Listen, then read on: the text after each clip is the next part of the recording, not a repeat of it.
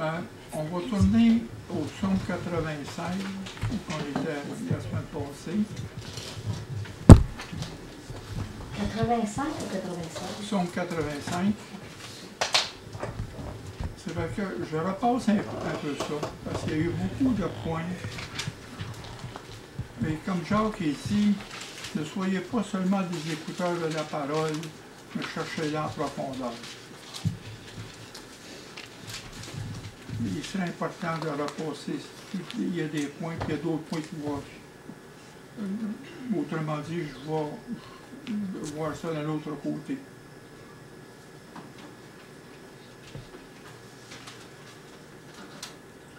Seigneur, on te prie pour ta parole ce matin.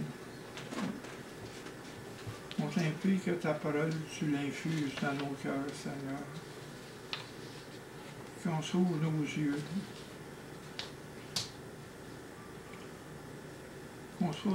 Qu'on n'attend pas juste la parole, mais qu'on l'écoute. Seigneur, mets ta bénédiction sur nous, Seigneur, aujourd'hui. Et ouvre nos cœurs et nos esprits. Au nom de Seigneur Jésus-Christ. Amen. Amen. En psaume 85, quand tu as été favorable à ton pays, ô Éternel, tu as ramené les captifs de Jacob, tu as pardonné l'iniquité de ton peuple, tu as couvert tous ses péchés, tu as retiré toute sa fureur, et tu es revenu sur l'ardeur de ta colère. Rétablis-nous, Dieu, de notre salut. Cesse ton indignation contre nous. T'arrêteras-tu contre nous à jamais? Prolongeras-tu ta colère éternellement? Ne nous rends-tu pas à la vie, afin que ton peuple se réjouisse en toi? Éternel, fais-nous voir ta bonté et accorde-nous ton salut. Ça, c'est la première partie. Ça. La partie, le verset 2 à 8, c'est des prières de supplication. A 2 à 4, c'est le rappel à Dieu des faveurs qu'on a obtenues. La grâce de Dieu. Quand il dit, tu as été favorable à ton pays. Ô Éternel, tu as ramené les captifs de Jacob. Tu as pardonné l'iniquité de ton peuple. Tu as couvert tous ses péchés. Et tu as retiré toute ta fureur. Tu es revenu de l'ardeur de ta colère. Oui, c'est des... il faut se rappeler. Il faut rappeler Dieu de sa bonté. Il faut même nos prières vers l'alliance. Une alliance, c'est une entente entre Dieu et nous. Dans le sang de Jésus, Dieu a prêté alliance de fidélité envers nous. Sa bonté, son amour, son pardon. Et nous, dans la repentance, nous revenons à lui et nous avons prêté obéissance à lui. Changer nos voies. Pour illustrer ça, on voit dans la lamentation de Jérémie au chapitre 3. Où c'est qu'il dit, au verset 22, les bontés de l'Éternel ne sont pas épuisées. Les bontés de l'Éternel, ses compassions ne sont pas à leur terme. Elles se renouvellent chaque matin. Oh, que ta fidélité est grande. L'Éternel est mon partage, dit mon âme. C'est pourquoi je veux espérer en lui. Parce qu'autrefois, on regarde les choses que Jérémie était dans la désespérance, était dans la détresse. Parce qu'il voyait qu'Israël tombait. Il ne voyait rien à faire. Il dit,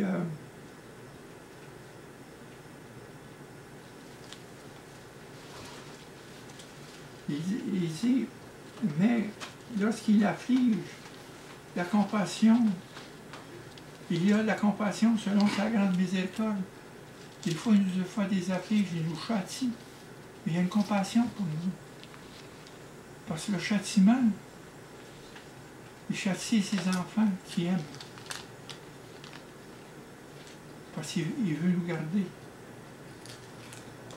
C'est pour ça, des fois, qu'on est bas spirituellement, et on attend les bénédictions de Dieu qui est prévu pour nous, mais il n'y arrive pas.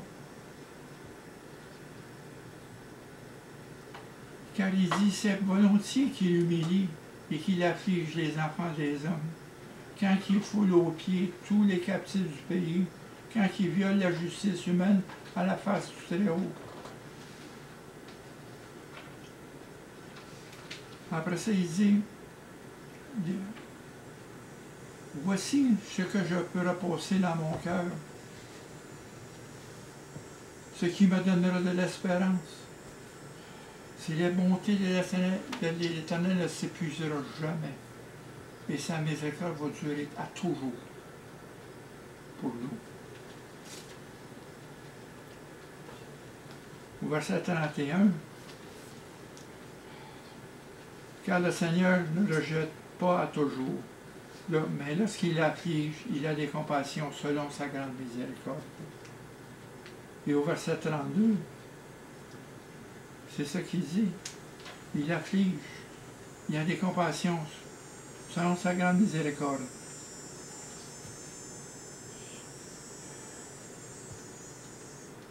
Nous, ces fidèles, nous ne devons pas savoir que tout n'est pas perdu.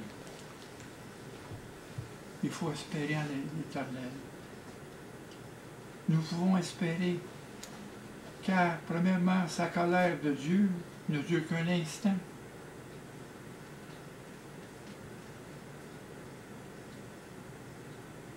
Mais son grand amour dure à jamais.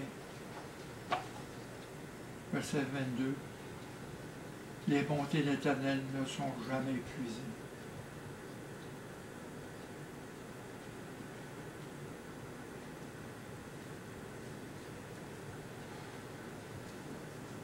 Le Seigneur est bon et plein de miséricorde pour ceux qui s'attendent à lui dans l'humilité et dans la repentance. On se repent, on l'attend. Parce qu'au verset 24 et 27, il dit, l'Éternel est mon partage, dit mon âme, c'est pourquoi je veux espérer en lui.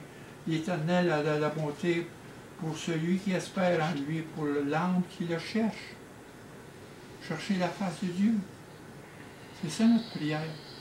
Chercher la face de Dieu. C'est une forme de prière. Chercher sa volonté. Qui nous éprouve. Là qu'on a fait mal. Mais dans sa grande fidélité, il nous pardonne. Puis il faut connaître qu'on n'est pas sans péché. Il faut reconnaître nos égarements. On fait des péchés qui sont dans l'angle mort, qu'on ne s'aperçoit pas qu'on fait habituellement.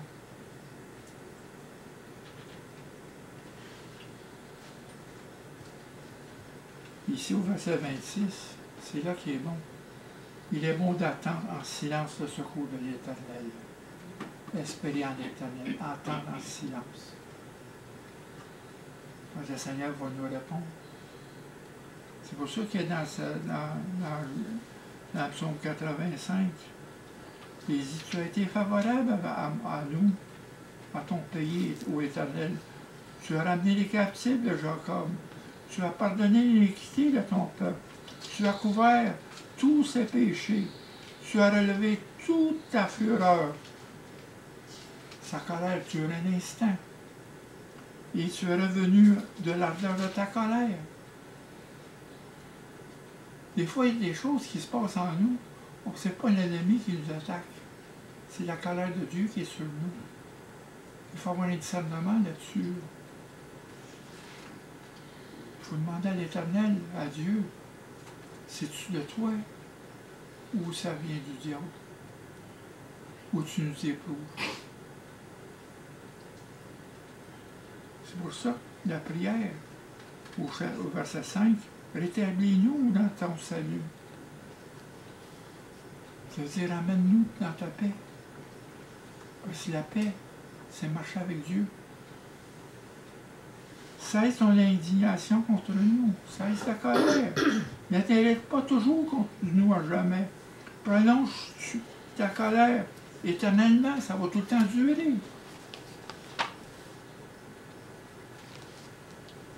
Tu ne rends-tu pas à la vie, afin que ton peuple se réjouisse en toi, éternellement, fais-nous voir ta bonté. Accorde-nous ton salut, accorde-nous ta paix. On revient à toi à la repentance.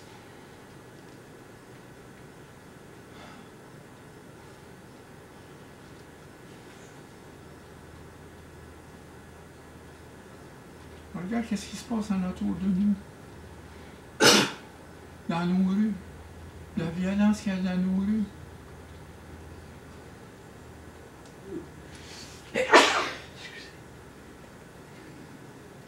Quoi?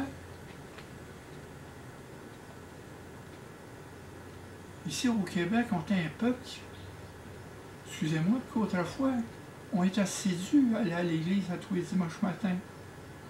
On avait un cadre au moins. On ne sait pas si c'était parfait, ce cadre-là. Mais un coup, on est sorti de ce cadre-là, hop, on était libre. C'est là qu'on a abandonné la foi, on a abandonné Dieu, on s'est détourné de Dieu. On a cherché des lois, des morales qui nous prévaut, nous. Et on appelle ça une loi d'humanisme. Et cette morale-là fluctue au cours des années avec les besoins d'une population qui cherche une aisance. On amène des lois. L'avortement, l'euthanasie. Et au mois d'août, qu'est-ce qu'il y a en plein de rue? Au lieu d'une marche de Jésus, c'est une marche des fêtes gays. Avant, on avait des marches de Jésus à Montréal. Où c'est qu'on s'en va? On a une réflexion à faire. Ça demande une réflexion. Où c'est qu'on est? Puis qu'est-ce qu'on est par rapport à cette situation-là? On a-tu prié pour ça? On s'est-tu battu avec Dieu dans une guerre spirituelle pour ça? Pour délivrer Montréal, pour délivrer... Pour que notre population tombe à son sens, se retourne vers Dieu. Ça va prendre quoi?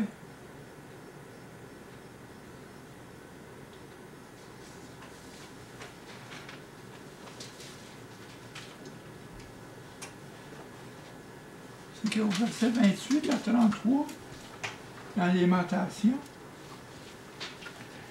il se tiendra solitaire et silencieux parce que l'Éternel le lui impose.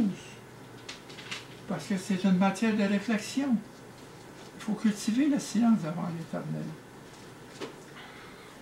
Il faut attendre l'Éternel. Savoir attendre l'Éternel, c'est par la foi. Parce qu'il ne répondra pas d'un coup sec, là. Mais Dieu va répondre dans son temps, de sa manière. Il fait des choses belles à son temps. Dans les Ecclésiastes 3:11. On ne peut pas saisir son œuvre. Qu'est-ce qu'il fait du commencement à la fin? Dieu, c'est Dieu. C'est pas comprendre qu'est-ce qu'il fait, c'est de croire Dieu. Pas croire en Dieu, parce que dire on croit en Dieu, mais croire Dieu, c'est une autre différence. believe in God or believe God, two think different. Most of people believe in God, but they don't believe God for their life.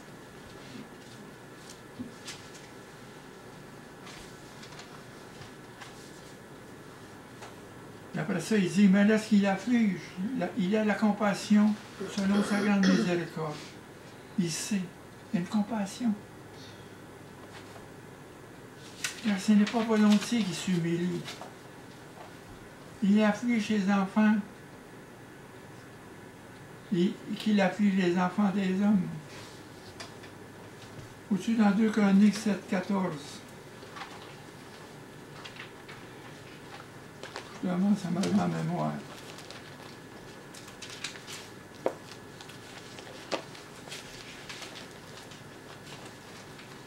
Deux Chroniques 7, 14. Si mon peuple, ce qui est invoqué, mon nom, s'humilie, prie et cherche ma face, s'il se détourne de ses mauvaises voies, j'exaucerai les cieux et je pardonnerai ses péchés et je guérirai mon pays.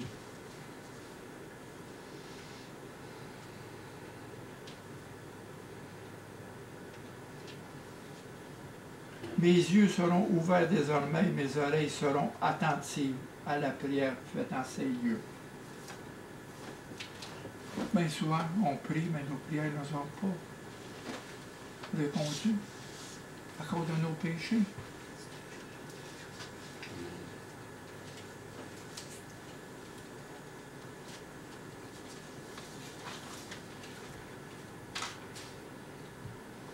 Et au verset 5 à 8, rétablis sur nous, Dieu, notre salut. Et au verset 8, Éternel, fais-nous voir ta bonté et accorde-nous ton salut. Il est légitime pour les croyants qui prient Dieu pour les réveiller individuellement et collectivement. On a besoin d'un réveil.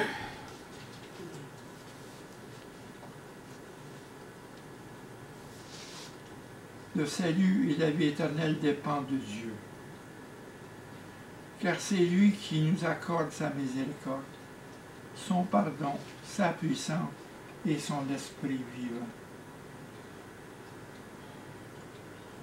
Il place en nous le désir ardent de faire sa volonté. Comme je vous l'ai dit tout à l'heure, lorsque nous sommes bas dans notre vie spirituelle et que on n'arrive pas à jouir des bénédictions que Dieu a prévues pour nous, nous devrions, en toute honnêteté, confesser notre faiblesse intérieure. Ça rend à Dieu. Il faut chercher la face de Dieu.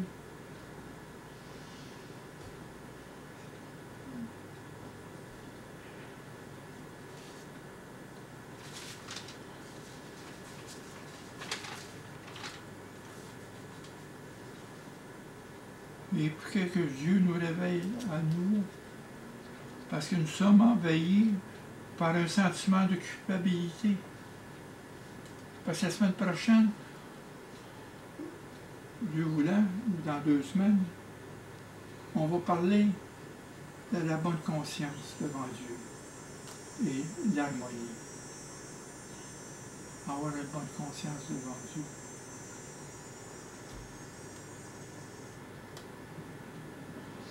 Parce qu'on est envahi par des sentiments de culpabilité.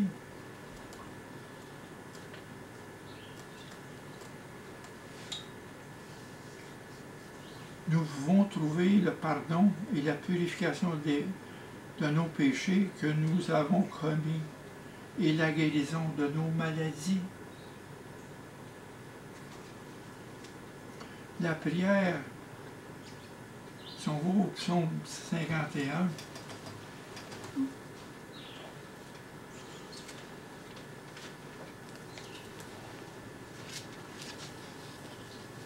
ô Dieu, aie pitié de moi dans ta bonté. selon ta grande miséricorde. Efface mes transgressions, lave-moi complètement de mon iniquité, et purifie-moi de mon péché, car je reconnais mes transgressions, et mes péchés constamment devant moi, et constamment devant moi. La prière de David est pour obtenir le pardon.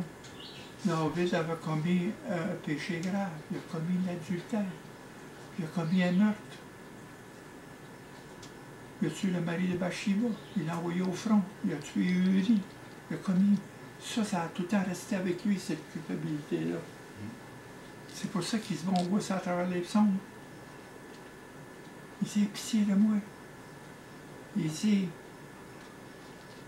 mon péché est constamment devant moi. Qu'est-ce qu'il a fait, l'adultère? Et avoir tué le mari de Bathsheba, c'est un péché grave. Mais la miséricorde de Dieu était là pour David, malgré ça. Parce que David reconnaissait devant Dieu ses péchés. Une repentance profonde et sincère devant Dieu. Un esprit brisé dans une repentance. Dieu l'a emmené là. C'est ça qui lui arrive. Ça, pour nous, c'est une bénédiction, ça, d'arriver là. Il faut se battre. Pour trouver la paix avec Dieu, l'harmonie avec Dieu, l'accord avec Dieu.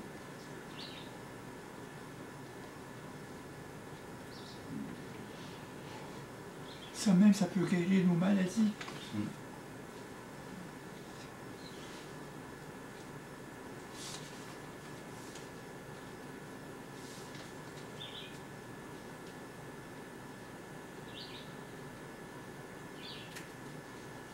Parce que David s'appuie sur la grâce de Dieu, sur sa miséricorde, sur son amour parfait, l'amour de Dieu.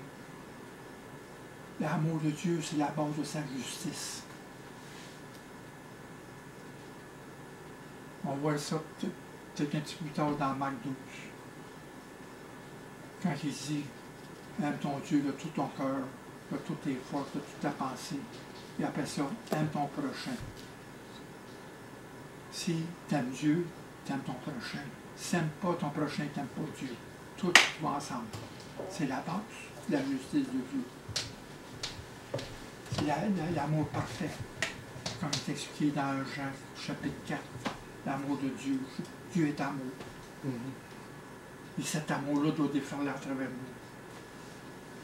C'est pour ça que Dieu... On s'appuie sur l'amour parfait de Dieu, sa compassion, l'amour qu'il a pour nous. Il n'y a rien qui peut nous séparer de Dieu, de son amour.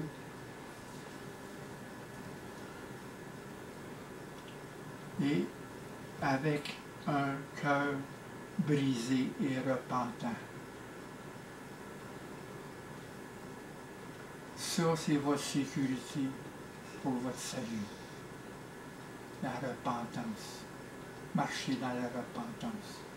Toujours, toujours, parce qu'on n'est jamais sans péché. Jamais, jamais. Le péché habite en nous.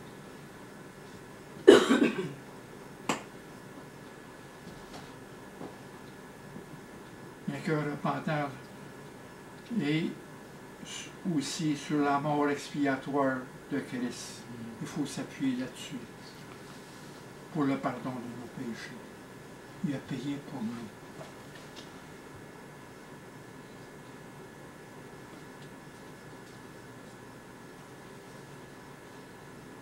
Et au verset dans Psaume 85, la deuxième partie, de 9 à 14, j'écouterai ce que tu dis, l'Éternel, car il parle de paix. Soulignez ça, il parle de paix. Si on l'écoute, les oreilles ouvertes et le cœur ouvert. Si on regarde vers Dieu. Il parle de paix à son peuple et à ses fidèles, pourvu qu'ils ne tombent pas dans la folie, pourvu qu'on ne leur tombe pas dans le péché. qu'on ne retourne pas en arrière.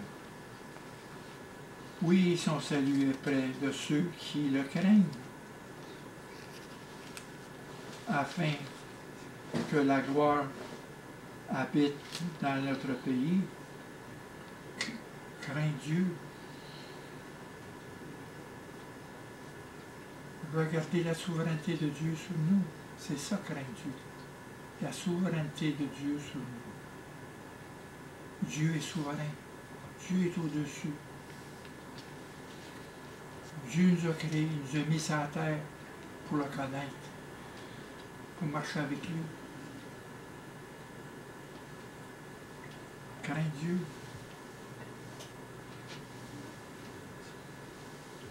Parce que combien de prières que Dieu a répondu, il a répondu à bien des prières.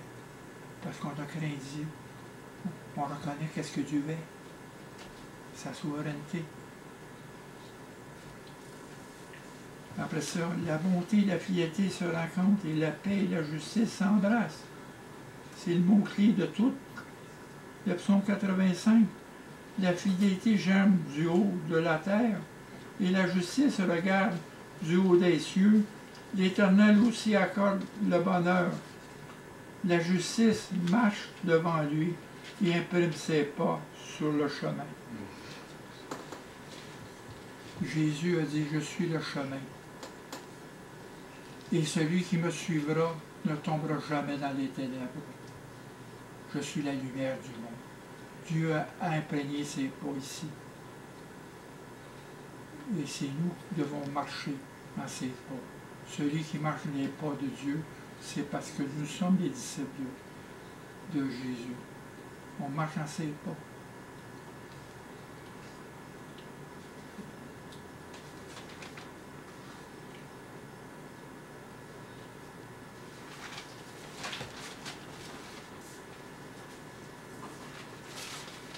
Dans le psaume 119,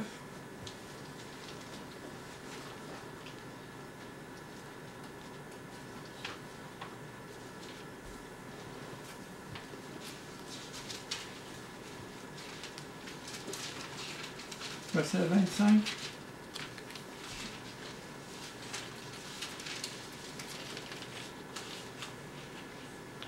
mon homme est attaché à la poussière.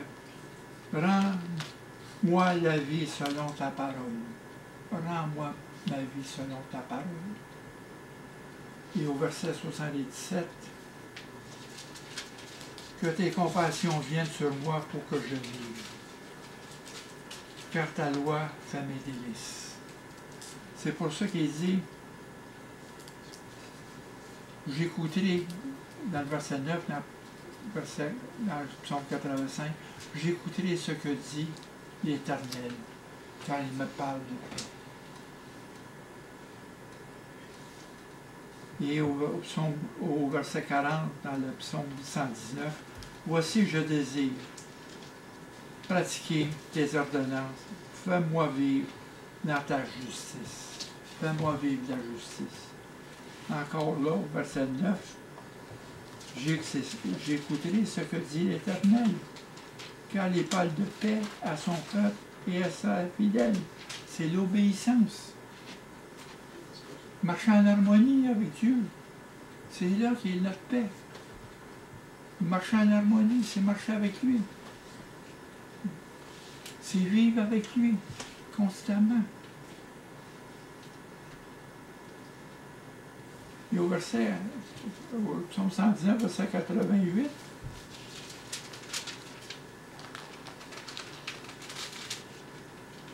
rends-moi la vie selon ta bonté, afin que j'observe les préceptes de ta bouche. Parce que la bonté, comme il est dit dans Romains 2, dans le 2e chapitre, ta bonté m'emmène à la repentance. La bonté de Dieu.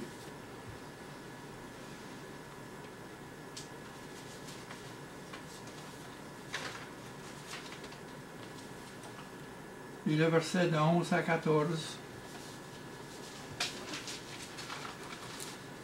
la bonté et la fidélité se rencontrent, et la paix et la justice s'embrassent. La justice germe du haut de la terre, Si on tombe en haut, à Isaïe 55,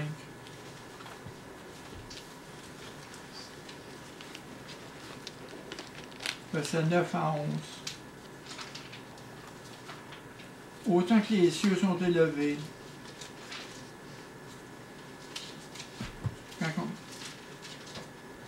au-dessus de la terre, autant mes voix sont élevées au-dessus de vos voix, et mes pensées au-dessus de mes pensées. Comme la pluie et la neige descendent des cieux, ils ne retournent pas sans avoir arrosé, fécondé la terre et faire germer les plantes, sans avoir donné la semence au semeur. Et Dieu regarde la fidélité, notre fidélité, parce que si on répond à sa parole, qu'est-ce qui germe en nous? La semence qui est mise en nous. Dieu voit ça d'en haut.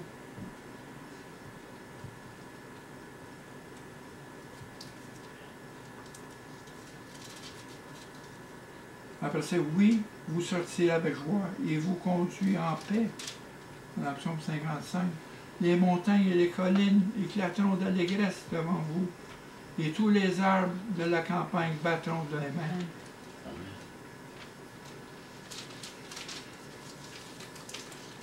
Non, excusez, je me suis trompé, c'est pas là pour aller.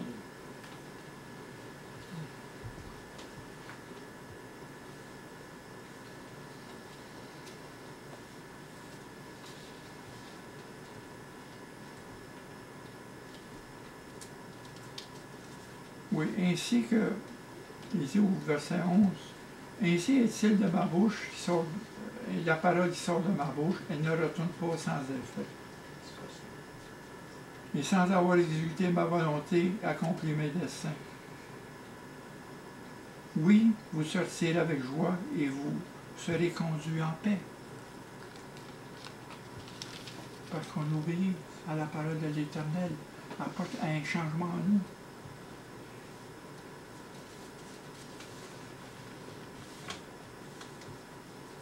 Et la justice, et aussi quand on dit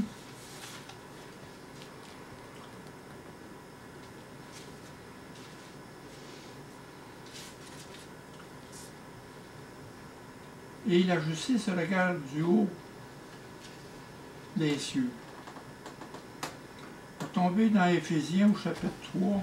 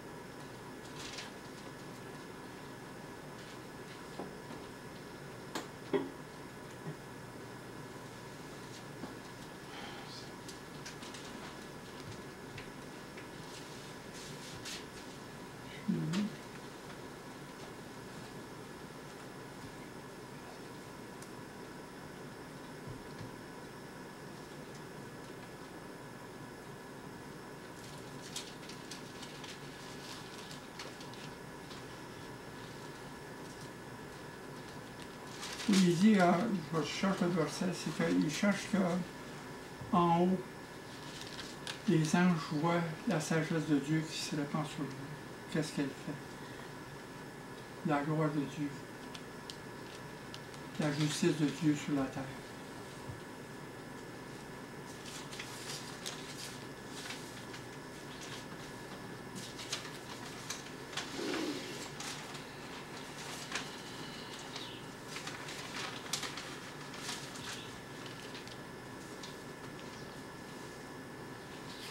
Et au verset 80, ou psaume 98, tout à l'heure, qu'est-ce qu'on a lu avant les louanges, au verset 2 et 3, l'Éternel a manifesté son salut, il a révélé sa justice aux yeux des nations. Il s'est souvenu de sa bonté et de sa fidélité envers la maison d'Israël. Et toutes les extrémités de la terre ont vu le salut de notre Dieu. C'est que c'est une assurance que l'appel fait à Dieu va être entendu. On va ça dans la dernière partie du psaume. La victoire remportée par l'Éternel au salut qu'il a accordé à Israël et aux nations réside dans le fait que le Saint-Esprit est déversé sur les croyants et que l'Évangile est proclamé par la puissance du Saint-Esprit. C'est la victoire. Réside dans le fait que le Saint-Esprit a été déversé sur nous, sur son Église. Et l'Évangile a été proclamé par l'Église, par le corps du Christ, jusqu'à la fin.